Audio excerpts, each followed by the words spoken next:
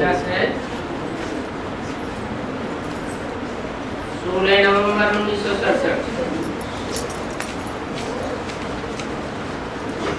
बाप पहले पहले बच्चों से पूछते हैं, आत्माभिमानी होकर के बैठे हो?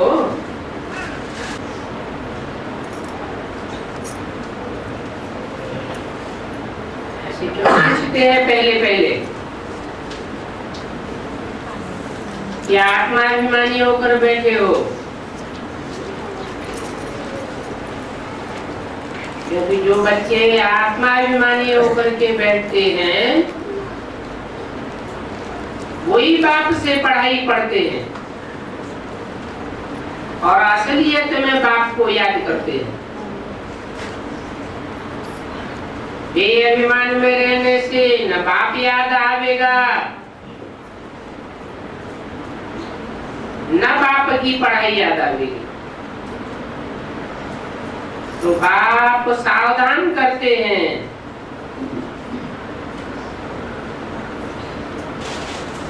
कोई आत्मिक स्थिति में रहते हैं, कोई नहीं रहते हैं, परंतु पूछने से भी सत्य नहीं बतावेंगे। जैसे कि सत्य जानते ही नहीं है। बाप कहते हैं अपन को आत्मा समझ बाप को याद करो।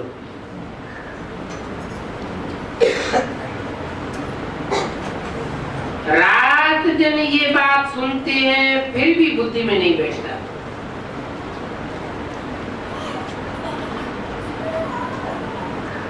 बादशाही में तो आवेंगे परंतु पद बहुत नीचे पावेंगे।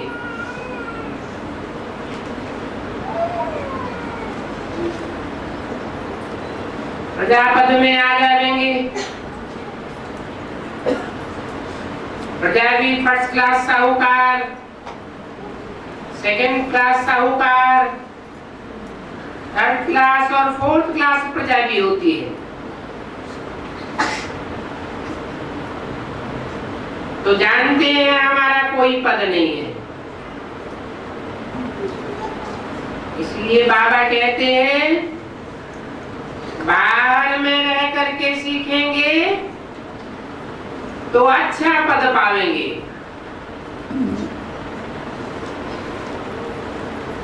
अंदर में रहेंगे और अवज्ञा करते रहेंगे तो बहुत नीचे पद हो जाएगा।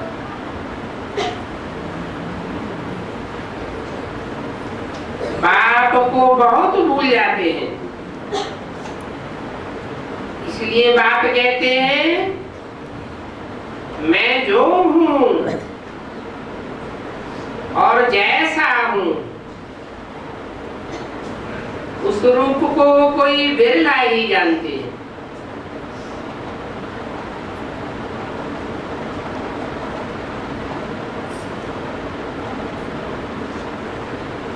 कोई कहेंगे बाबा हम भूल गए, क्षमा करना।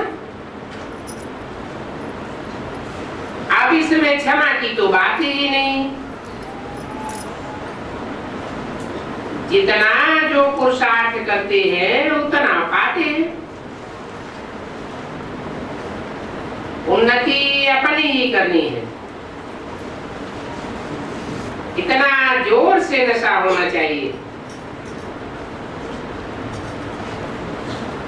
बुद्धि में रहना चाहिए। बाप बाप भी है, टीचर भी है, सदगुरु भी है।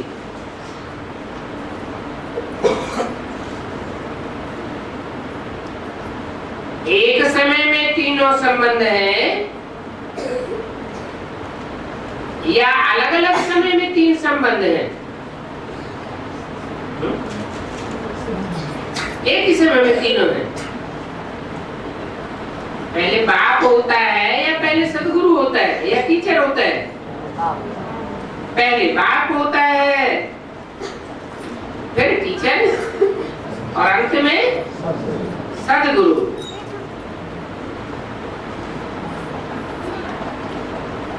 वो बाप अभी हमको पढ़ाते हैं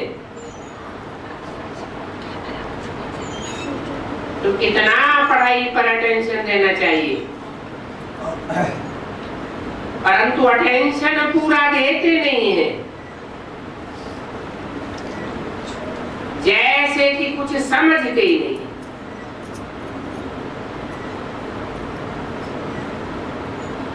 बच्चे तो समझ करके आते हैं कि हम किसके पास जाते हैं। बहुत तो काकारी नशा चाहिए।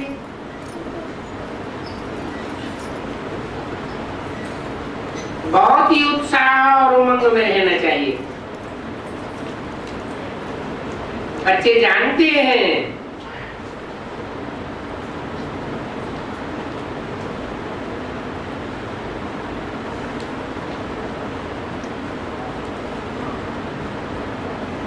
कि बाप की पहचान के मुख्य पॉइंट क्या है। जो पॉइंट की स्थिति में टिकते हैं उनको तो झट पता लग जाता है, जान जाते हैं कि ये बाप का ही पार्ट हो सकता है। इतनी सेवा करने वाला बाप के सिवाय और कोई भी धर्मपिता या महात्मा या कोई भी नहीं हो सकता।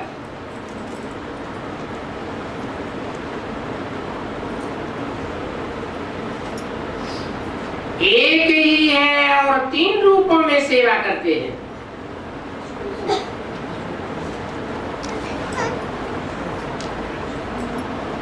कितना ऊंचा ले जाते हैं।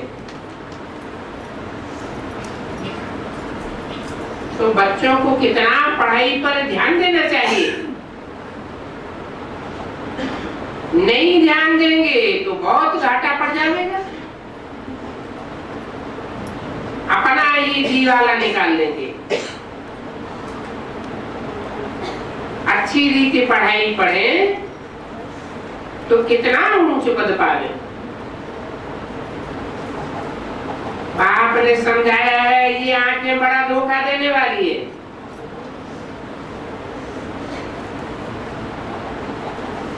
कोई गुस्से में आते हैं तो गुस्से में आकर के आंखें निकाल देते हैं।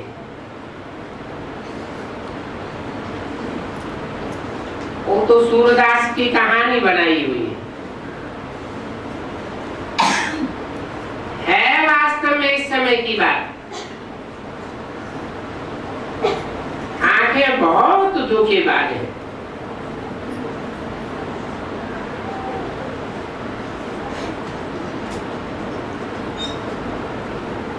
इन आंखों को कंट्रोल करने में बड़ी मेहनत चाहिए।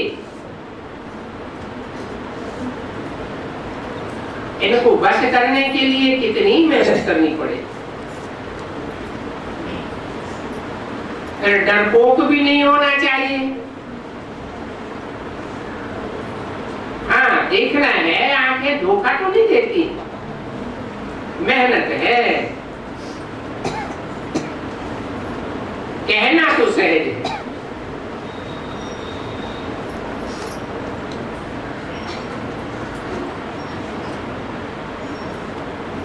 अगला छोटा सा राष्ट्रीय क्लास है 17/11/67। रास्ता किसी को भी बताना बहुत सहज है। सिर्फ कोई कोई को लज्जा आती है, परंतु समझाना तो बहुत सहज है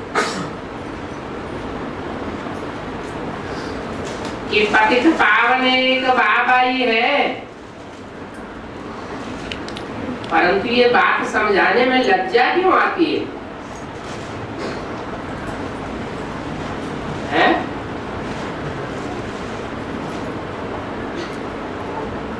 एक के सिवाय और दुनिया में 2500 वर्ष की हिस्ट्री कोई ऐसा हुआ नहीं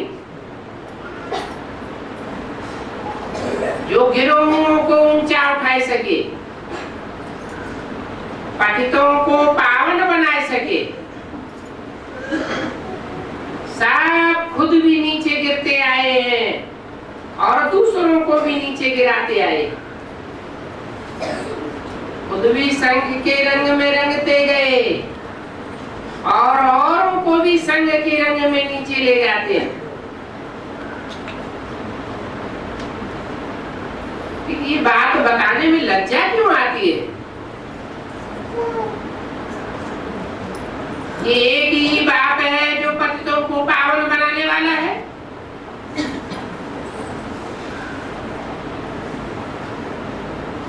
इस समय दुनिया ही पतित है और बड़ी तमो प्रधान बनी है।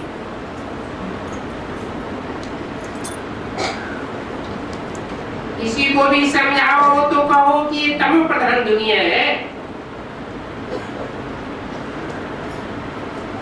आत्मा भी तमो प्रधान है और शरीर भी तमो प्रधान है।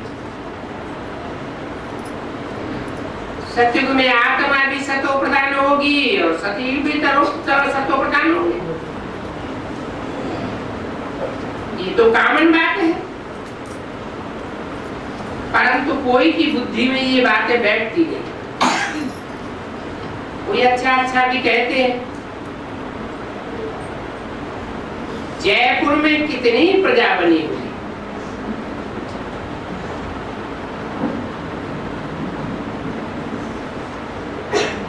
प्रजा बहुत बनती है।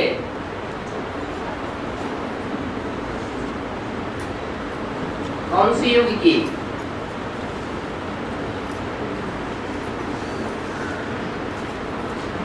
जयपुर की बात बताई, कौन सी युग की बात बताई होगी?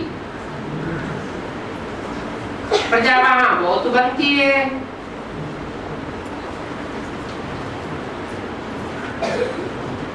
वो लेना नहीं देंगे कि हमको पता नहीं पड़ा। माना जयपुर में संदेश सबको मिल जाता है कि नई दुनिया आने वाली है।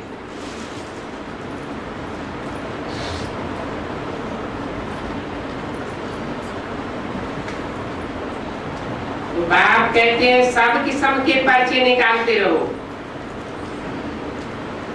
वेद के बाप से आकर नई दुनिया का वर्षा लो।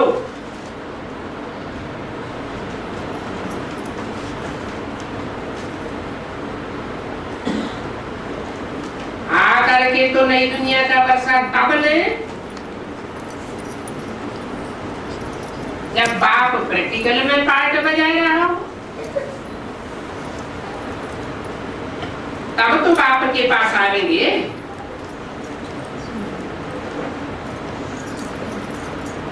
तो सब आवेगी। पर्चे निकालते रहना चाहिए। विश्व की बादशाही मिलती है। ये भी तुम बच्चों को निश्चय है कि राजधानी स्थापन हो रही है।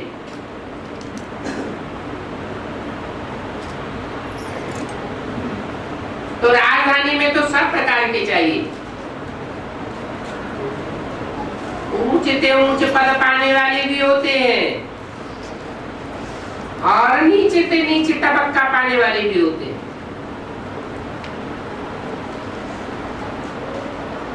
और नई दुनिया की राजधानी होगी तो धर्म तो स्थापन हो गई।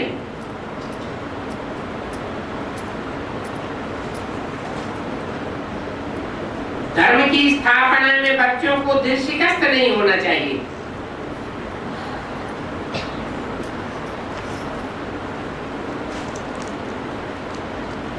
जो सर्विस पर तत्पर ही रहने वाले हैं उन्होंने 50-60 हजार प्रजा जरूर बना ली होगी।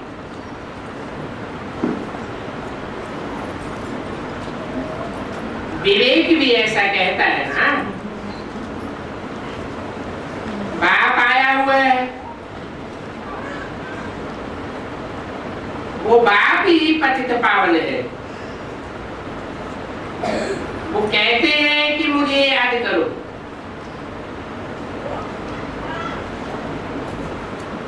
कहते हैं तो जरूर मुख होगा ना।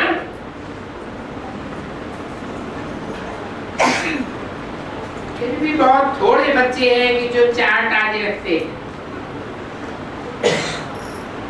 अपने पुरुषार्थ पर इतना ध्यान रखते हैं। नंबर 12 कितनी गरीब माताएं भी आती हैं, ड्रामा अनुसार स्थापना होती रहती है। पुरुषार्थ किए बिना कोई रह नहीं सकेंगे। ड्रामा हरेक से पुरुषार्थ जरूर करेगा।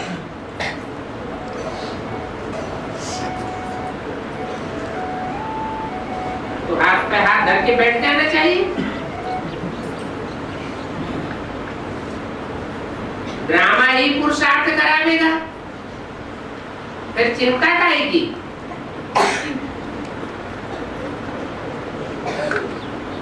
ड्रामा जड़ है या ड्रामा चैतन्य है?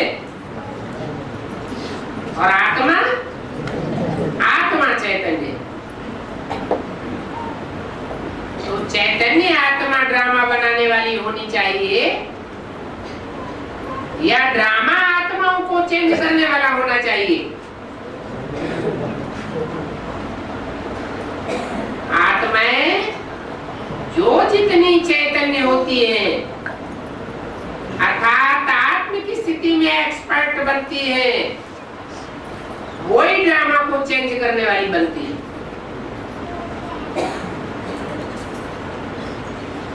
उनके लिए बोला है चढ़ती कला तेरे बहाने सर्व का भला। आत्म की स्थिति वालों की चढ़ती कला होती है और वो ईश्वरीय सेवा में लग जाते हैं। उनके बहाने से और भी आत्माओं का कल्याण हो जाता है, ड्रामा ही बदल जाता है।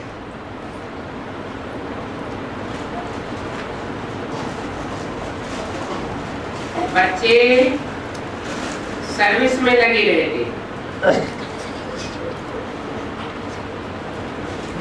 हर एक समझ सकते हैं कि हमने कितनों को रास्ता बताया। तो सहज में ही ये सब समझने की बातें हैं, जो निश्चय बुद्धि है उनको ही समझ में आता है। उनके लिए कहा जाता है अतीन्द्रिय सुख गोप गोपियों से पूछो। ये गोप गोपियां कौन सी युग की बात है? सतयुग में तो गोप गोपियां नहीं होंगी। वहां तो गुप्त रहने की कोई बात ही नहीं है। कहाँ की बात है? यहाँ संगम युग की बात है। गुप्त रह करके सेवा की, गुप्त रह करके पुरुषार्थ किया, गुप्त रह करके याद किया, गुप्त रह करके दान किया और गुप्त ही गुप्त में ऊंच पद पाई लिया।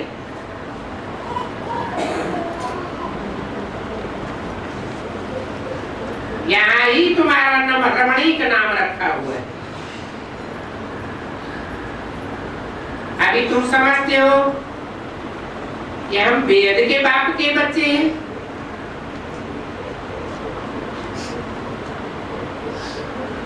वो हमारा वेद का बाप है। इब्राहिम, बुद्ध, क्राइस्ट, गुरु नानक, ये सब हद के बाप है। कोई 500-700 करोड़ मनुष्य मात्र के बाप नहीं है। वो धर्म पिताएं भी उस बाप को याद करते हैं। तो वो सब है हद के और ये है बेहद का बाप। वो बेहद का बाप ही स्वर्ग का रचयिता है। जो हद के बाप हैं वो स्वर्ग नहीं रच सकते। कोई भी हद के बाप होते हैं अपने हद के घर परिवार में ही बंधन में रहते हैं, बुद्धि बंधी हुई रहती है, स्वार्थ रहता है। इस बाप को तो अपना रखते ही नहीं, तो स्वार्थ कहां से आवेगा? स्वस्थिति में ही रहने वाला है, तो जो सदैव स्वस्थिति में रहने वाला है वो ईश्वर की रचना कर सकता है।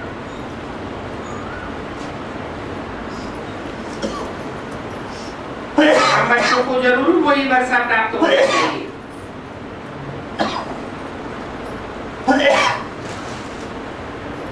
अब बच्चों को कहा जाता है कि तुम बच्चे जानते हो कि हम भाई बहनों को ब्रह्मा द्वारा वर्षा जरूर मिलना है।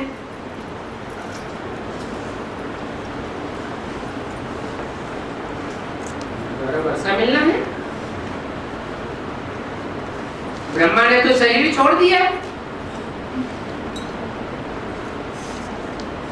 18 जनवरी 69 में शरीर छोड़ दिया, तो वर्षा मिलना है ये बात कैसे साबित होगी?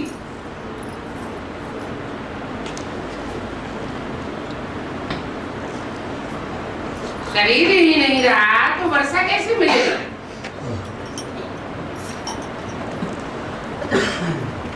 तो बताया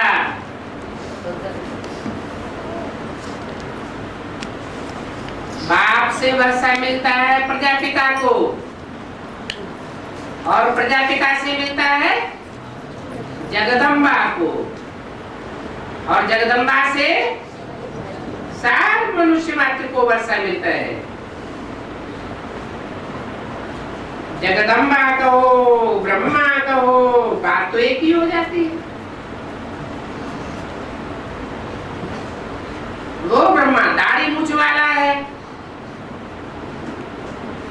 इसलिए मुरली में बोला है वास्तव में ये ब्रह्मा तुम्हारी जगदम्बा है, परंतु तन पुरुष का है।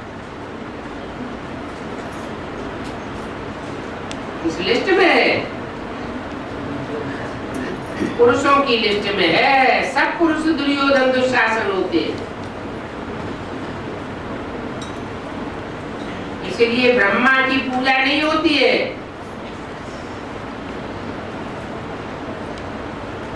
ब्रह्मा की पूजा कब होती है? जब वही ब्रह्मा अपना पुरुष तन त्याग कर कोई माता के तन में प्रवेश करता है।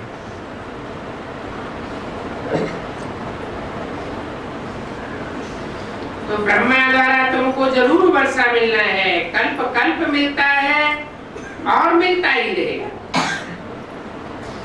ये जरूर शब्द क्यों लगा दिया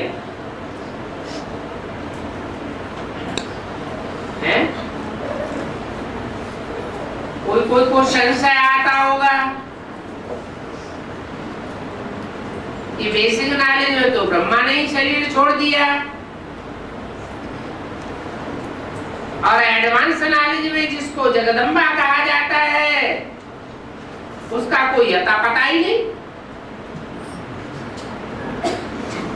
तो संशय आता होगा।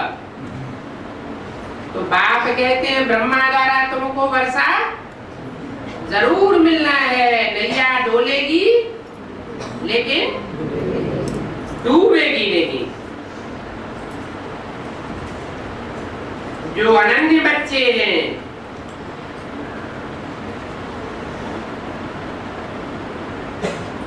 वो तो घर बैठे हुए भी समझते हैं कि हम बाप के बने।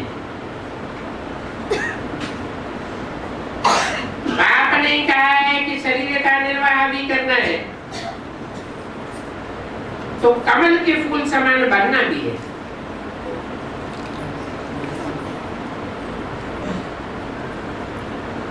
यहाँ पर बच्चे आते हैं, समझते हैं कि हम शिव बाबा के पास जाते हैं,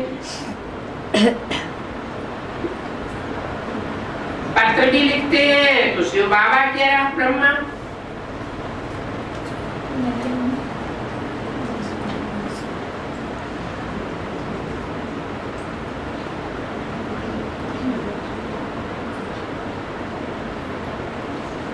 जानवरों की भी हकाल की जाती है ना,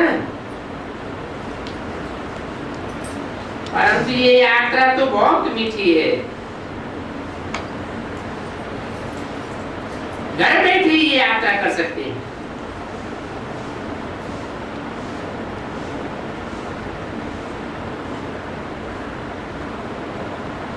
अभी तक वो यात्राएं पूरी की,